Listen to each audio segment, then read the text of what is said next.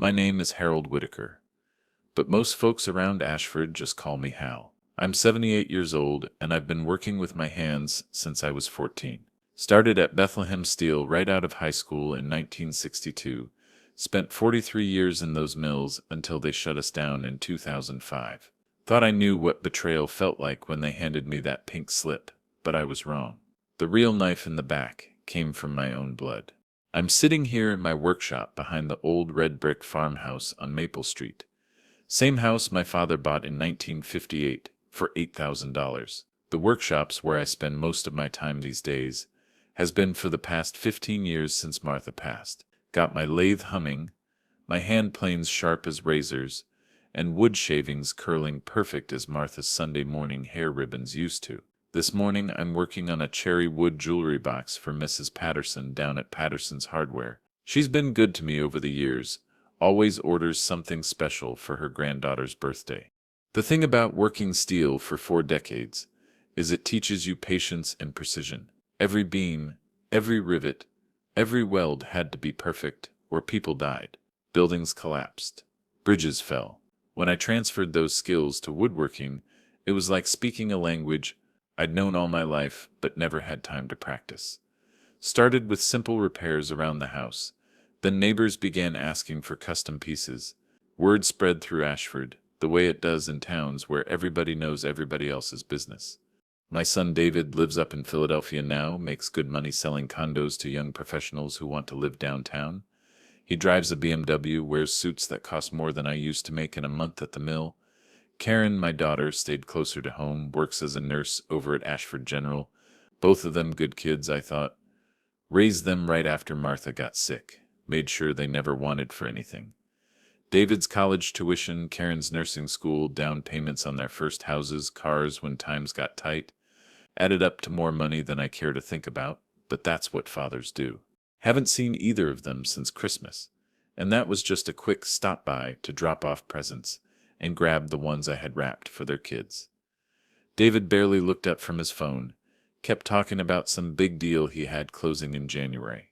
Karen spent most of the visit in the kitchen with her phone, texting someone about her schedule at the hospital. Neither of them asked about the workshop, even though I'd been working on something special for David's boy Tommy, a rocking horse carved from oak, painted red and white like the one David had when he was small. Last month I called David, asked if he wanted to come down for the weekend, see what I'd been building out here. "Dad, I'm swamped with work," he said. Like he always says, maybe when things slow down. Things never slow down for David. Called Karen next, got the same story. Too busy, too tired, maybe next month. It's been next month for 3 years running. But the folks in town appreciate good craftsmanship. Mayor Tom Jenkins commissioned a oak conference table for City Hall last year. Reverend Williams wanted new pews for First Methodist. And when I finished those, 2 other churches called. Mrs. Chen from the antique shop on Main Street sends restoration work my way regular like. Last week she brought me a Victorian writing desk. Said a collector in Pittsburgh would pay top dollar if I could bring it back to original condition. The workshop sits on prime real estate, though most people don't realize it. 3/4 of an acre right on Main Street, where it intersects with the old highway that connects Ashford to the interstate. My father bought this land when it was nothing but fields and a farmhouse. Now Main Street's the heart of downtown, and I've been watching developers sniff around for the past 2 years. They renovated Kowalski's old butcher shop into a fancy restaurant, turned Murphy's Five and Dime into one of those coffee places that charges $4 for what Martha used to make for 30 cents. I own this land outright, have for years. Paid off the mortgage in 1987 with overtime money from the mill's busiest stretch. No liens, no loans, just my name on the deed. And 40 years of property taxes paid in full. The workshop itself is solid as the steel I used to work with, concrete foundation, steel frame, proper electrical and plumbing. Built it myself with help from my old union buddy Frank Morrison, who knew more about construction than most contractors. Today started like any other. Coffee at sunrise. Scan the newspaper, check the weather. I was planing boards for Mrs. Patterson's jewelry box when I heard voices outside. David's voice, specifically, though he wasn't supposed to be in town. I walked to the window and saw him standing by his BMW with some fellow in a golf shirt. both of them looking at my workshop like they were sizing up a prize bull. The old man's got no idea what this place could be worth, David was saying, loud enough that I could hear through the window I'd cracked open for the morning breeze. Location like this, with all the development happening, we're talking serious money once he's gone. Dad's stubborn, but he won't live forever. The man in the golf shirt nodded, pulled out his phone, started taking pictures of my workshop, my house, my land. David pointed toward the street, talking about road access and visibility. They walked the property line like surveyors, measuring with their eyes what I'd built with my hands. I stood there behind my workshop window, cherry wood shavings still stuck to my flannel shirt, watching my own son plan my funeral while I was still breathing. 40 years of sacrificing for that boy, 40 years of putting his needs ahead of my own, and this is what I get. A vulture in $1,000 suit, circling my life's work while I'm still living in it. They drove off without knocking on my door, without asking how I was feeling, without showing the slightest interest in their father who was standing 50 feet away. I went back to my workbench, but my hands were shaking too much to hold the plane steady. The cherry wood deserved better than what I could give it right then. That's when I knew things were about to change in Ashford, and I'd better be ready for it. 3 days after I overheard David's little real estate conversation, he showed up at my front door with a briefcase and what he called his retirement planning materials. Karen arrived 20 minutes later in her Honda, which told me they'd coordinated this visit. First time they'd both been to the house together since Martha's funeral, and they came armed with paperwork. "Dad, we need to talk," David said, settling into Martha's old recliner like he owned the place. Karen perched on the edge of the couch, that professional smile she uses with difficult patience plastered across her face. "We've been thinking about your situation here, and we're concerned." My situation, like I was some kind of problem that needed solving instead of their father, who'd raised them, fed them, and put them through school with steel mill wages and overtime shifts that left me bone-tired for 20 years. I poured coffee for the three of us, using the good china Martha saved for special occasions. Figured if my children were going to attempt to steal my land, they might as well drink from decent cups while they did it. "What kind of concerns?" I asked, settling into my own chair, the one with a view out to the workshop, where I'd been happiest since Martha passed. David opened his briefcase with the dramatic flair of a lawyer in a courtroom. "This property, Dad, it's becoming too much for you to handle. The upkeep, the taxes, the physical demands of maintaining 3/4 of an acre at your age. Karen and I think it's time to consider something more manageable." Karen leaned forward, using that voice she probably reserved for terminal patients. "There's a lovely senior community over in Millfield, Dad. Cedar Grove Estates. They have activities, meal programs, medical support right on site. You'd have friends your own age, people to talk to." Friends my own age. Like I hadn't been making friends and maintaining relationships in Ashford for 60 years.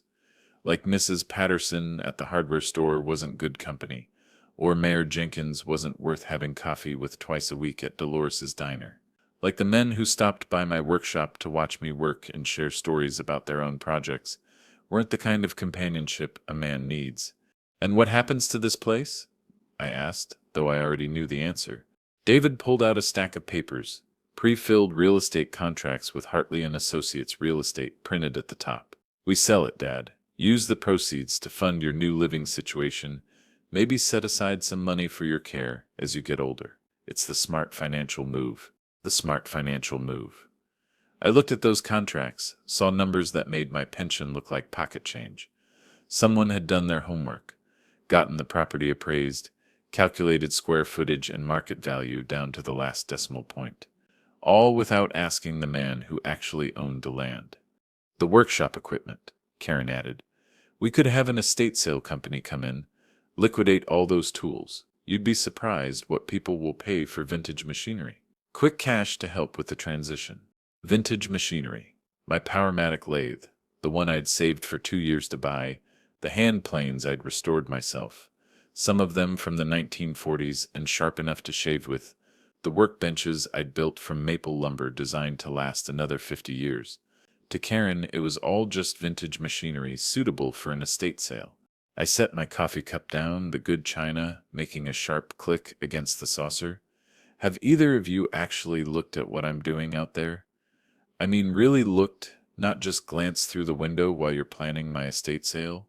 They exchanged one of those looks, the kind married couples share when dealing with a difficult child. David shuffled his papers. Dad, we know you enjoy your little projects, but be realistic. How much money can you actually make selling a few wooden bowls to neighbors? Little projects. Wooden bowls. This from a son who'd never built anything more complex than a bookshelf from IKEA, talking to a man who'd helped construct half the steel framework in downtown Pittsburgh. I stood up, walked to the window that looked out on my workshop, gave them a chance to say something that might salvage this conversation. The timing's perfect, David continued. Property values are peak right now with all the downtown development. Wait too long and who knows what the market will look like. Strike while the iron's hot, Dad. Strike while the iron's hot. He was using steel mill terminology to convince me to sell the life I'd built after the steel mill closed. The irony would have been funny if it wasn't coming from my own son. That evening, after they'd left their contracts on my kitchen table and driven away in their respective cars, I walked out to check my mailbox, found a legal notice from the city, official letterhead, and everything. Someone had requested a zoning reassessment for my property, filed a petition to have it rezoned from residential to commercial. The petition was dated a week ago, signed by someone named Marcus Hartley, same last name as the real estate company on David's contracts. I called my neighbor Eddie Kowalski, whose family used to run the butcher shop before the developers bought them out. Eddie's lived on Main Street for 70 years, knows every family, every business deal, every behind-the-scenes handshake that happens in this town. How they're buying up everything, Eddie told me, over his back fence. Started with Murphy's store, then my brother's shop. Now they're eyeing the whole block. Word is they want to turn Main Street into some kind of heritage shopping district. Bring in tourists from Pittsburgh and Cleveland. Anyone mention my place specifically? Eddie looked uncomfortable, the way people get when they have bad news to share. There was a man asking questions at the hardware store last week. Well-dressed fellow, said he represented investors interested in key properties for development. Mrs. Patterson told him, your place wasn't for sale, but he just smiled and said things change when people get older. Things change when people get older. Like I was some doddering fool who couldn't manage his own affairs, instead of a man who'd worked 43 years in conditions that would break most of these young developers in half a day. I went back inside, spread David's contracts across my kitchen table, read every word of fine print. The purchase price was fair. I'll give them that. More money than I'd ever seen in one place. But the buyer was listed as Hartley Development LLC, and there was a clause about immediate possession upon closing. They wanted me out within 30 days of signing, wanted the property cleared and ready for construction. Construction of what? The contracts didn't say, but I had a pretty good idea. It wasn't going to be anything that honored the 40 years of sweat equity I'd put into this land. I folded those contracts and put them in my desk drawer, right next to the property deed, with my name on it and the bank statements showing 40 years of mortgage payments, all made on time. All paid in full. Let David and Karen think I was considering their offer. Let them make their plans and count their inheritance money. What they didn't know was that their old man had learned a few things about strategy during 4 decades of union negotiations and workplace politics. The first rule of any negotiation is never show your hand until you're ready to play it. And I wasn't ready to play mine just yet. Karen called on a Tuesday morning while I was having coffee and reading the newspaper. Her voice had that bright, cheerful tone she used when she wanted something, like when she was 16, and needed money for a school trip or car insurance payment. Dad, I have a wonderful idea, she said. You know how you've been working so hard on all those projects? Well, Susan Morrison, you remember Frank's daughter, she runs that nice senior center over in Brookville, and they're having a special week of activities. Tours, meals, social events. I thought it might be good for you to take a little break, meet some new people.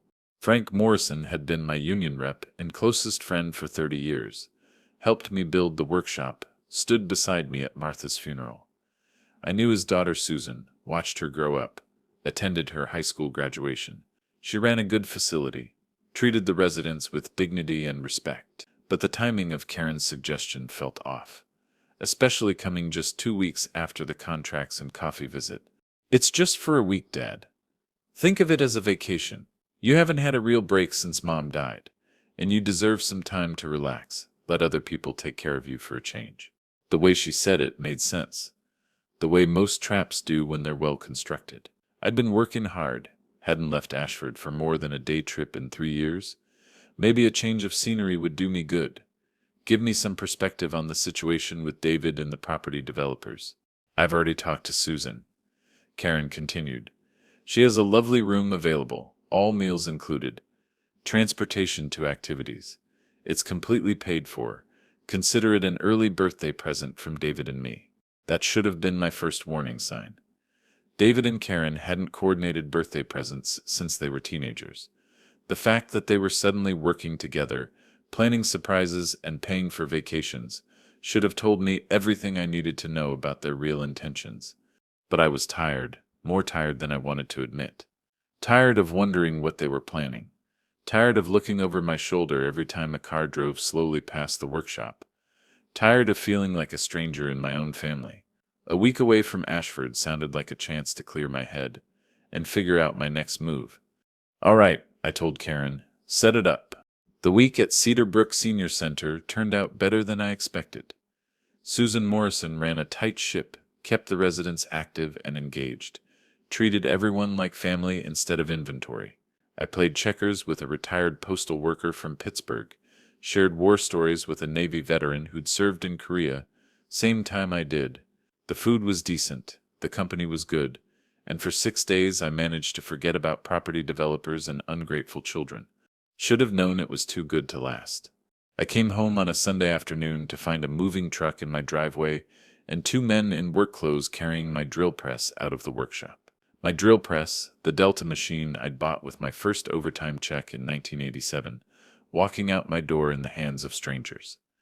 "Hold on there," I called out, moving faster than I had in years. "What do you think you're doing with my equipment?" The larger of the 2 men, a guy with arms like tree trunks and a back that said he was used to heavy lifting, stopped and looked at me with mild confusion. "Lady said we were supposed to clear out the old machinery, make room for renovations." "You the owner?" "I'm the owner of everything you're touching," I said, my voice carrying the authority I'd learned from dealing with green supervisors at the steel mill. "Put that drill press back where you found it." The second man pulled out a work order, official-looking paper with Karen's signature at the bottom. "Says here, Karen Whitaker authorized the removal of outdated workshop equipment for storage and disposal." "That your daughter?" "Storage and disposal. My precision machinery, tools I'd maintained and calibrated for 15 years, reduced to outdated equipment suitable for disposal." I took the work order, read every word while my blood pressure climbed toward dangerous territory. "My daughter doesn't have authority to remove anything from my property," I said, handing the paper back. "This equipment stays where it is." The men looked at each other, having one of those wordless conversations that happen between people who work together regularly. The big one shrugged. "Look, mister, we're just doing what we were hired to do. Lady paid us half up front. Said she'd handle any family issues that came up. We don't want trouble, but we got a job to finish." Family issues, like stealing a man's tools while he was away, was just a minor family disagreement, instead of theft. I looked past them into my workshop, saw empty spaces where machines used to be, saw my workbenches cleared of hand tools that had taken me years to collect and restore. "Where's my lathe?" I asked, though I already knew the answer was going to hurt. "Big machine in the back?" "Already loaded it. Lady said it was worth the most money. Should go first." The man checked his watch. "We're supposed to have everything out by 6 o'clock. Make room for the cleaning crew tomorrow." Cleaning crew. They were erasing my workshop like it was a crime scene instead of the place where I'd found purpose and peace after 43 years of industrial labor. I walked to the truck, saw my Powermatic lathe strapped down between cardboard boxes and furniture pads, looking as out of place as a thoroughbred horse in a junkyard. That's when I noticed David's BMW parked across the street, Engine running, windows tinted dark enough that I couldn't see inside. But I knew he was there, watching his hired men dismantle his father's life while hiding behind automotive glass like a coward. I walked over to the BMW, knocked on the driver's side window hard enough to rattle the glass. The window came down slowly, revealing David in his weekend casual clothes, polo shirt, khakis, sunglasses that probably cost more than most people's monthly grocery budget.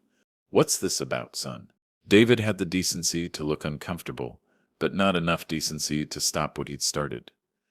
"Dad, we talked about this. The workshop equipment was just taking up space, and some of those machines are valuable enough to help fund your transition to a more manageable living situation.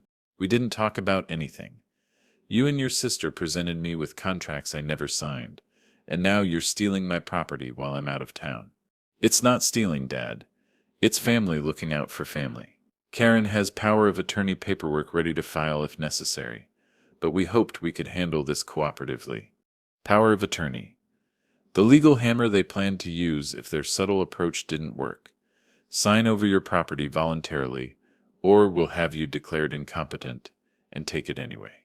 I looked at my son, this stranger in expensive clothes who used to build tree forts and model airplanes with his old man, who used to ask me to check for monsters under his bed and fix his bicycle chain when it came loose. Somewhere between childhood and a BMW, I'd lost him to a world where elderly fathers were obstacles to overcome instead of people to honor. "You want a war, David?"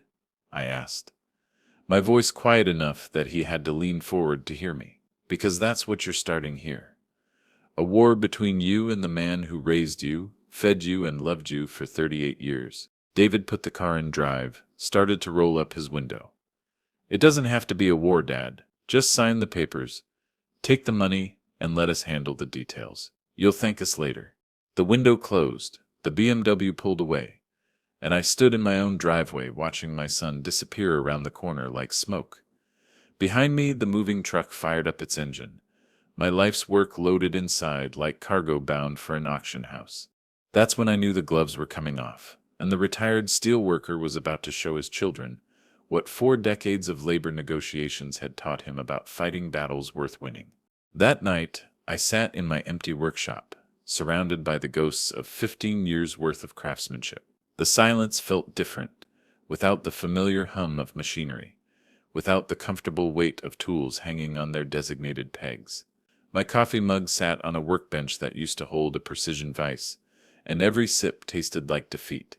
But defeat wasn't an emotion I'd learned to accept during 4 decades in the steel mills. When the furnaces broke down, you didn't sit around feeling sorry for yourself. You fixed them. When management tried to cut corners on safety equipment, you didn't roll over. You organized. When they shut down the mills in 2005, telling 3,000 men their jobs were obsolete, you didn't just fade away. You found something else to build. Martha used to say I was like my father that way, stubborn as a mule but twice as smart when somebody tried to take advantage. "Harold," she'd tell me during the worst of the union strikes, "you always hold something back. Never show them everything you've got until you're ready to use it." Sitting there in my violated workshop, I started thinking about what I'd been holding back, what cards I hadn't shown David and Karen because they'd never bothered to ask the right questions. They saw an old man rattling around in a workshop, making wooden trinkets for pocket change. They didn't see the pension from 43 years at Bethlehem Steel, money that kept accumulating month after month because I lived simple and spent less than I earned. They didn't see the savings account at First National that hadn't been touched since Martha's funeral expenses, growing steadily with compound interest for 3 years. Most importantly, they didn't know about Uncle Chester's farm. Chester Whitaker had been my father's older brother, a confirmed bachelor who spent 60 years raising dairy cattle on 80 acres outside town. When he passed in 2010, his will left the property to me, the only nephew who'd bothered to visit him regularly and help with the heavy work when his arthritis got bad. I'd paid the property taxes faithfully for 8 years, drove out there twice a month to check the fences, and make sure nobody was dumping trash or stripping copper from the old barn. The farmland wasn't much to look at: rolling pasture, a creek that ran year-round, timber that hadn't been harvested since the 1960s. But it sat right along the county line where three townships met. Prime location for anyone wanting to develop something big enough to need rural space, but close enough to town for utilities and road access. I'd gotten letters from developers before, offers that seemed generous until I compared them to what similar properties were selling for in other parts of the county. David and Karen knew I'd inherited Chester's place, but they'd written it off as worthless farmland that cost more to maintain than it generated in income. They were so focused on the workshop property, so convinced that Main Street real estate was the prize worth winning, they'd never bothered to have the farm appraised or researched its development potential. That was their first mistake. Their second mistake was underestimating what a man learns about people during 43 years of workplace politics and union negotiations. Tuesday morning, I called Jake Morrison at First National Bank, Frank's younger brother who'd been handling my accounts since Martha and I opened our first savings account in 1975. Jake knew every family secret in Ashford because people told their banker things they wouldn't tell their pastor, and he'd kept those secrets for 30 years through marriages, divorces, business failures, and family feuds. "Jake, I need to ask you something confidential," I said, settling into the chair across from his desk. "Has anyone been asking questions about my accounts? Family members, specifically?" Jake's face went through several expressions before settling on uncomfortable. In small-town banking, uncomfortable usually meant someone had been asking questions they shouldn't ask, wanting access to information they weren't entitled to receive. "Your son David stopped by last month," Jake admitted. "Said he was concerned about your financial situation, wanted to know if you needed help managing your accounts. I told him what I tell everyone who isn't named on the account. I can't discuss another person's banking business, even with family members."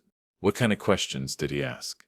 "Whether you were handling your own finances, whether there were any signs of confusion or poor judgment, whether you might benefit from having a family member added to your accounts for oversight purposes." Jake leaned back in his chair, studying my face. "Hal, are you having any problems with David or Karen? Because if they're pressuring you about money matters, there are protections in place for situations like that." "Protections for situations like that." Elder financial abuse, they called it when grown children decided their parents couldn't manage their own money anymore. Jake had seen it before. Good families torn apart by greed and impatience. Elderly people stripped of independence by children who convinced themselves they were acting in everyone's best interests. "Not yet," I told Jake. "But I want to make sure my accounts are secure, maybe move some money around so it's not all in one place." Jake nodded, pulled out a legal pad, started taking notes. "What did you have in mind?" "What I had in mind was making sure David and Karen couldn't access my finances, even if they managed to get power of attorney paperwork approved by some judge who didn't know the family history. What I had in mind was ensuring that my money would be used for purposes I chose, not purposes they decided were in my best interests." That afternoon I drove out to Chester's farm, walked the fence lines, stood in the old dairy barn where my uncle had milked 40 head of cattle twice a day for 40 years. The property felt different now, not like an inheritance I was maintaining out of obligation, but like a strategic asset I'd been saving without realizing it. I pulled out my cell phone, called the number on a business card I'd kept in my wallet for 2 years, Marcus Hartley from Hartley Development. The same company that wanted to buy my workshop property, the same man who'd filed the zoning reassessment petition. "Mr. Hartley, this is Harold Whitaker. I understand you're interested in properties around Ashford for development purposes." "Mr. Whitaker? Yes, absolutely. We've been hoping to speak with you about your Main Street property. It's exactly the kind of location we're looking for. Actually, I was calling about a different property. 80 acres of farmland on the county line, creek frontage, timber, all utilities available at the road. Are you interested in that kind of acreage?" The pause on the other end of the line told me everything I needed to know. Marcus Hartley was very interested in that kind of acreage, probably more interested than he was in my workshop. 80 acres meant potential for major development, shopping centers, housing subdivisions, light industrial facilities. Main Street properties were nice, but county line farmland was where the real money could be made. "We'd definitely like to take a look at that property, Mr. Whitaker. When would be convenient for you? How about tomorrow morning? 10 o'clock? I hung up the phone, stood in Chester's old barn, and smiled for the first time since David and Karen had started their campaign to manage my life. Martha always said I was at my best when my back was against the wall, when somebody had pushed me far enough to make fighting back the only reasonable option. Tomorrow, I'd start pushing back. Frank Morrison had been my union representative, my construction partner, and my closest friend for 40 years. When I called him Wednesday evening and asked if he could spare an hour for some legal advice, he didn't ask questions over the phone. Frank understood that some conversations required kitchen tables and coffee cups, the kind of privacy you only get when you're sitting across from someone who's known you since before your hair turned gray.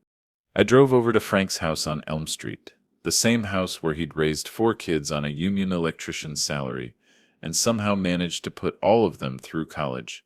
Frank had retired from active law practice 5 years ago, but he kept his license current and handled family matters for friends who trusted him more than the young lawyers downtown who charged $300 an hour for advice. Frank could give over pie and coffee. "Hale, you look like a man who's been carrying something heavy," Frank said, pouring coffee from a pot that had been brewing since morning. "What's eating at you?"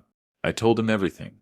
The overheard conversation, David's contracts, Karen's power of attorney threats, the moving truck that had stripped my workshop while I was away. Frank listened without interrupting, taking notes on a legal pad, asking clarifying questions when details mattered for legal purposes.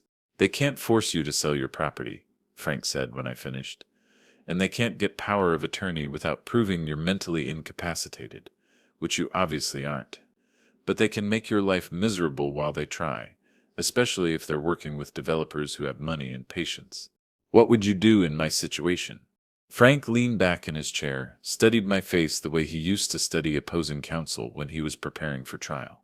"I'd make sure my assets were protected before the fight got serious. Set up a trust, move your money where they can't reach it even if they get temporary guardianship. Make sure your real estate is titled in ways that give you maximum control." How long would that take? If you're willing to pay for expedited service, we could have everything in place within 2 weeks. The trick is doing it quietly, before David and Karen realize you're taking defensive measures. That night I made a list of everyone in Ashford who might be willing to help an old steel worker fight his own family. It was a longer list than David and Karen would have expected, because they'd never paid attention to the relationships I'd built during 60 years in the same town. Thursday morning I walked into Mayor Tom Jenkins' office at City Hall. Tom and I had been fishing buddies for 20 years, served together on the volunteer fire department when we were younger men, shared enough beers and stories that we knew each other's character. Tom also controlled zoning decisions for properties within city limits, which gave him leverage over any development plans that required rezoning approval. "Tom, I need to ask you about a zoning petition that was filed on my property," I said, sliding the official notice across his desk. "Someone requested commercial rezoning without my knowledge or consent." Tom studied the paperwork, frowned, pulled out a file folder from his desk drawer. "Marcus Hartley filed this petition 3 weeks ago. Said he was representing the property owner in a potential sale. I assumed you'd authorized it." "I never spoke to Marcus Hartley about rezoning my property. Someone gave him information they didn't have authority to share." Tom's frown deepened. In small-town politics, unauthorized zoning petitions were serious business, the kind of irregularity that could cause legal problems for everyone involved. "I can suspend the petition pending clarification of the authorization issue. Do you want to withdraw it entirely?" "Not yet. Let me think about my options first." From City Hall, I walked to First National Bank, not to see Jake Morrison this time, but to visit with Maggie Chen, the bank president who'd taken over when her father retired. Maggie and I had known each other since she was in high school, working part-time at her family's restaurant while taking accounting classes at the community college. She'd built the bank's commercial lending department from nothing, knew every business owner and property developer within 50 miles. "Mr. Whitaker, what can I do for you today?" "I need to understand the development plans for Main Street, specifically who's involved and how much money they're working with. Someone's been pressuring my family to sell my property, and I want to know what I'm dealing with." Maggie pulled out a thick file folder. the kind banks keep on major commercial projects that involve multiple properties and significant financing. Hartley Development has been very active in our area. They're backed by investors from Pittsburgh, planning a heritage shopping district that would bring tourist traffic from the interstate. How much tourist traffic? The projections show potential for 500,000 visitors annually, spending an average of $60 per visit. It would transform Ashford's economy, create jobs, increase property values throughout the downtown area. Maggie paused, studied my expression. Your property is central to their plans, Mr. Whitaker. The workshop location gives them street frontage and parking access they can't get with other available properties. 500,000 visitors annually. No wonder David was so eager to get his hands on property he'd never shown interest in before. No wonder Marcus Hartley was willing to work with my children instead of dealing directly with the actual owner. That afternoon, I drove to the Ashford Historical Society, housed in a converted Victorian mansion that had been donated by the Caldwell family when the last heir moved to Florida in 1995. The society was run by Helen Kowalski, Eddie's sister-in-law, a retired librarian who knew more about local history than anyone alive. Helen, I need to ask you about historical preservation protections for old properties, specifically, properties that might be significant to Ashford's industrial heritage. Helen's eyes lit up the way they always did when someone showed interest in local history. What kind of property are you thinking about? My workshop. It's built on the site of the original Whitaker homestead, established 1897. The current building incorporates materials from the original farmhouse foundation, and it represents the transition from agricultural to industrial economy that shaped Ashford's development. It was mostly true. The foundation did incorporate stones from the original farmhouse, and the workshop did represent my family's connection to Ashford's economic evolution.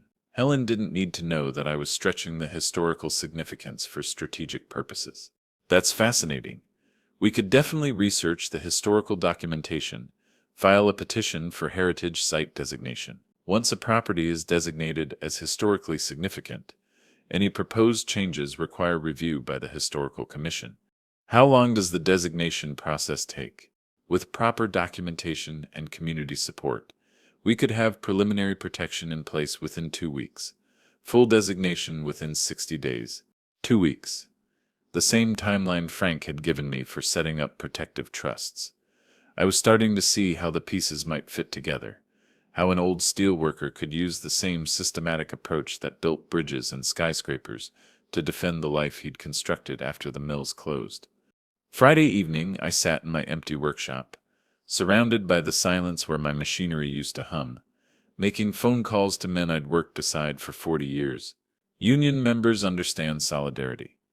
Understand that sometimes you have to stand together against people who have more money, and think that gives them the right to push working people around. By 10 o'clock I had commitments from 12 men who remembered what it meant to have each other's backs when the chips were down. 12 men who understood that letting greedy children steal from their own father was the kind of thing that could happen to any of us if we didn't draw lines and defend them. David and Karen thought they were dealing with an isolated old man who had nowhere to turn for help. They were about to learn that 4 decades of union membership creates relationships that don't disappear just because the mills shut down and the pension checks replace weekly paychecks.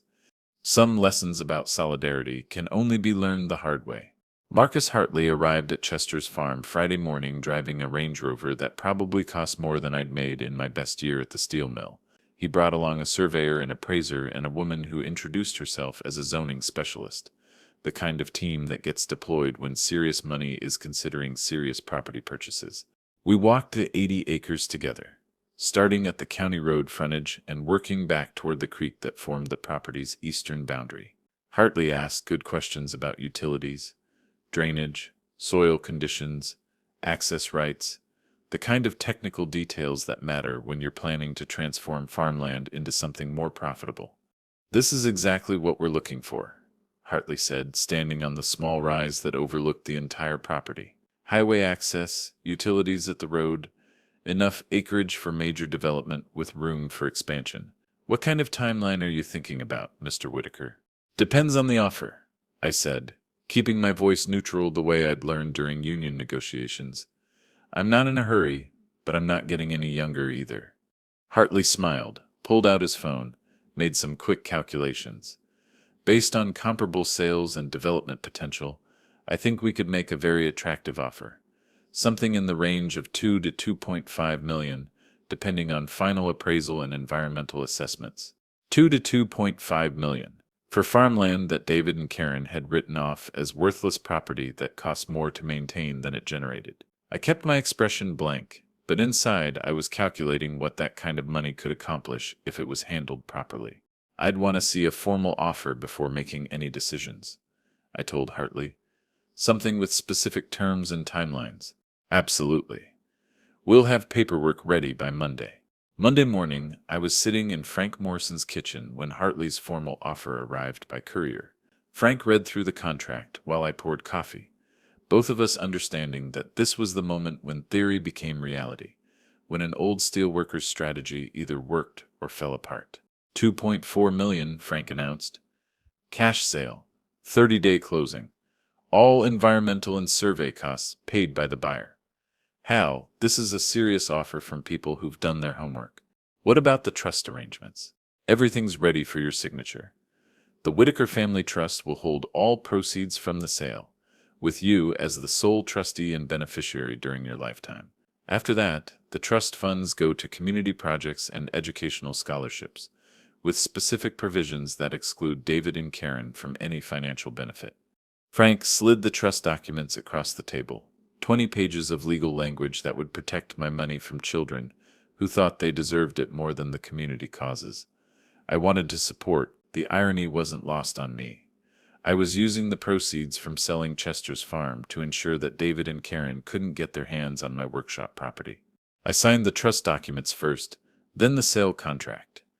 Frank witnessed both signatures, filed the trust paperwork with the county clerk, sent the signed sale contract back to Hartley Development by certified mail. By lunchtime, I'd set in motion a transaction that would change everything about my situation with David and Karen. The sale closed on a Wednesday in late September, 26 days after I'd first walked Chester's farm with Marcus Hartley. I sat in the lawyer's office, signed papers that transferred 80 acres of Whitaker family land to developers who planned to build something called Heritage Commons, shopping, dining, and entertainment complex, designed to attract families from 3 counties. The cashier's check for $2,400,000 was deposited directly into the Whitaker Family Trust, where it immediately became untouchable by anyone except the man who'd created the trust. Frank had done his work well. Even if David and Karen somehow got power of attorney approved, they couldn't access trust funds that were specifically designated for charitable purposes. Thursday morning, I drove to Miller's Equipment Sales, a machinery dealer 40 miles east of Ashford, who specialized in woodworking tools and industrial equipment. I'd called ahead, told them I was looking for a Powermatic lathe, specifically the same model that had been stolen from my workshop by my own family. Found one, Jerry Miller told me, leading me to a machine that looked like it had barely been used. Previous owner was upgrading to computer-controlled equipment, wanted to sell this one to someone who'd appreciate traditional craftsmanship. The lathe was identical to mine, except for being 3 years newer, with additional features I'd always wanted but couldn't justify the expense. I paid cash, arranged for delivery, bought additional equipment that would make my workshop more capable than it had ever been. Table saw, bandsaw, drill press, jointer, planer, everything I needed to resume the work that David and Karen had tried to destroy. Friday afternoon, I hired 2 apprentices from Ashford High School's shop class, Tommy Kowalski, Eddie's grandson, who had his grandfather's eye for detail and his great-grandfather's work ethic, Lisa Chen, Maggie's niece, who was planning to study engineering but wanted to learn traditional craftsmanship before college. Both kids had been asking me for months about part-time work, wanting to learn skills their school couldn't teach, and their parents didn't have time to pass along. "Mr. Whitaker, are you really going to teach us furniture making?" Lisa asked, running her hand along the workbench I'd built 5 years earlier. "I'm going to teach you how to work with your hands, how to take raw materials and turn them into something useful and beautiful. The furniture making is just one application of those skills." Tommy picked up one of my hand planes, tested the blade with his thumb, smiled when he felt how sharp I kept the cutting edge. My grandfather says, "You're the best craftsman in 3 counties. Your grandfather taught me half of what I know about working wood. The other half I learned from making mistakes and fixing them until I got things right." Saturday morning, David's BMW appeared in my driveway, engine running, windows up, like he was planning a quick conversation that wouldn't require getting comfortable. I was in the workshop, showing Tommy how to set up the new lathe, when I saw David get out of his car and walk toward us with the determined stride of a man who was planning to take control of a situation he didn't understand. "Dad, we need to talk." I looked up from the lathe, wiped my hands on my shop apron, studied my son's face. He looked angry and confused, like someone had changed the rules of a game he thought he understood. "Tommy, why don't you take a break? Get yourself a soda from the house refrigerator." When we were alone, David crossed his arms, took a deep breath, let it out slowly. "Dad, what did you do with Uncle Chester's farm?" "I sold it to some developers who made a fair offer for property I owned outright." "You sold the wrong property. That farmland was supposed to be part of our inheritance, and you gave it away to strangers." "Our inheritance. Like my property belonged to David and Karen instead of to the man who'd paid taxes on it for 8 years and maintained it out of respect for his uncle's memory." "Son," I said, my voice quiet enough that he had to stop talking to hear me, "you made a mistake when you started treating me like I was already dead. An even bigger mistake when you sent strangers to steal my tools while I was out of town." David's face went through several expressions before settling on something that might have been regret if I was feeling charitable about his motivations. "The war's just getting started," I told him, "and you picked the wrong opponent." They came together on a cold October morning, David and Karen arriving within minutes of each other like they'd coordinated their attack over coffee and strategy sessions. I was in the workshop with Tommy and Lisa, teaching them how to joint rough lumber, when I saw both cars pull into my driveway with the aggressive purpose of people who'd come to settle things once and for all. "Kids, why don't you head home early today?" I told my apprentices. "Family business to handle." Tommy looked toward the driveway, saw David getting out of his BMW wearing his most expensive suit, saw Karen emerging from her Honda with a briefcase and the kind of determined expression she usually reserved for difficult patients. "Mr. Whitaker, do you want us to stay, in case you need witnesses or anything?" Smart kid. He understood that confrontations sometimes required neutral observers, people who could testify later about what was actually said versus what people claimed was said. But this was family business, ugly as it was becoming, and I wouldn't drag teenagers into a fight between father and children. "I'll be fine. See you Monday morning." David and Karen met at the workshop door, exchanged one of those looks that said they'd rehearsed this conversation, planned their approach, decided how to handle the stubborn old man who wasn't cooperating with their vision of his future.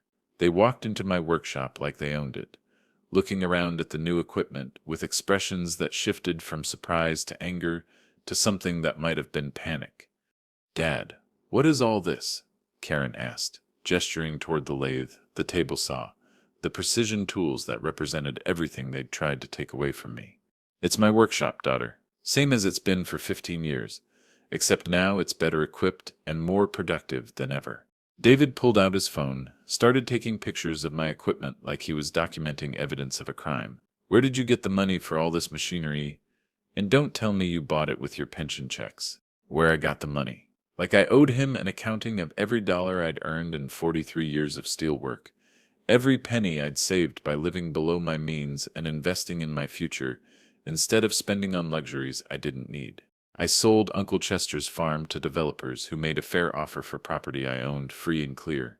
Karen set her briefcase on my workbench, opened it with the practiced efficiency of someone who'd planned this moment in detail. "Dad, you can't make major financial decisions like that without consulting family. We're your children. We have a right to be involved in decisions that affect our inheritance." Their inheritance. The assumption that my life's work belonged to them by virtue of sharing my DNA, regardless of how they'd treated me or what they'd contributed to building the wealth they wanted to claim. "Karen, show me the legal document that gives you authority over my financial decisions." She pulled out a folder, spread papers across my workbench like a lawyer presenting evidence to a jury.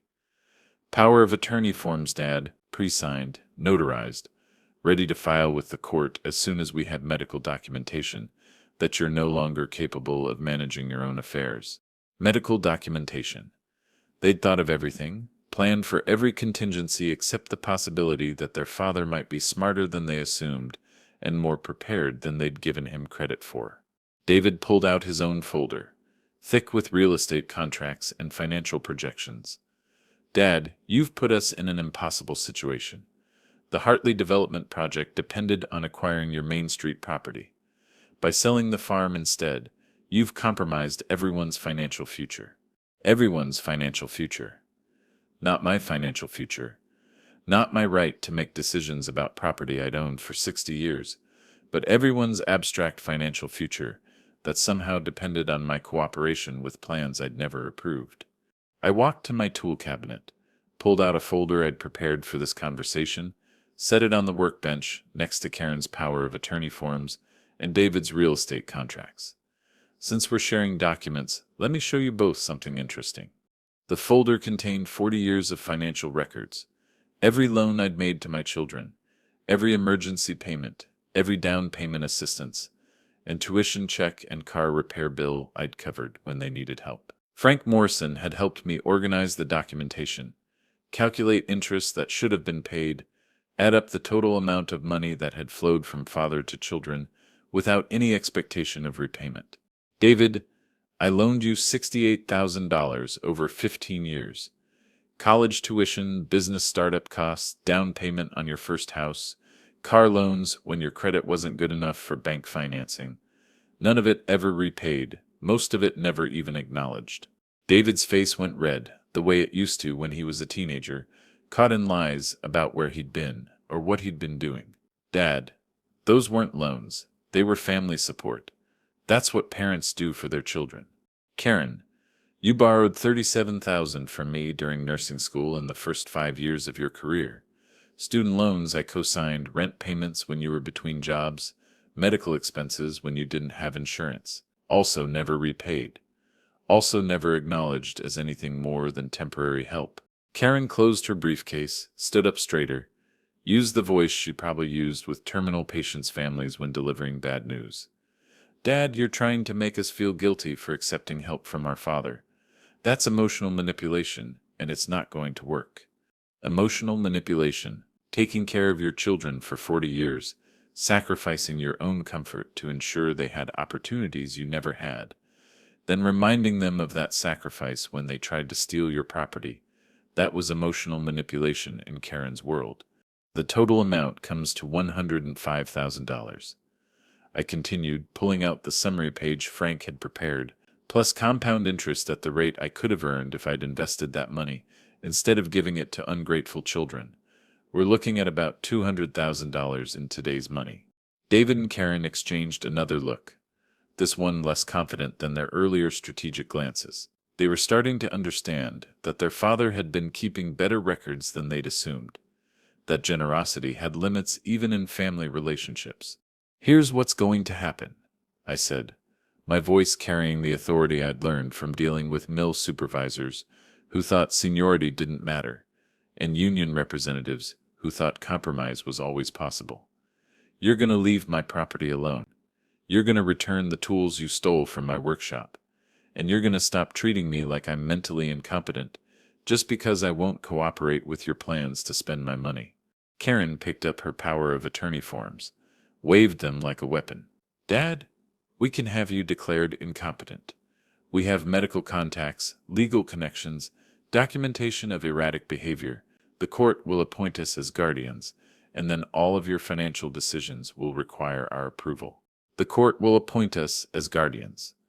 Like I was a child who couldn't be trusted with scissors and sharp objects, instead of a man who'd built a life through 70 years of responsible decisions and hard work. Go ahead and try, I told them both. Take me to court. Let a judge hear about children who stole from their father while he was out of town, who conspired with developers to sell property they didn't own, who think 40 years of parental sacrifice gives them the right to control an old man's final years. I walked to the workshop door, held it open, waited for them to gather their papers and their wounded pride, and their failed strategy. You wanted a war with your father, and now you've got one.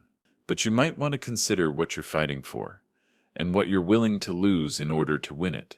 They left without saying goodbye, without asking about their grandchildren's rocking horse still unfinished in my workshop, without showing any interest in the life I'd built since their mother died. I watched them drive away and wondered when I'd lost them to a world where elderly parents were problems to solve instead of people to honor.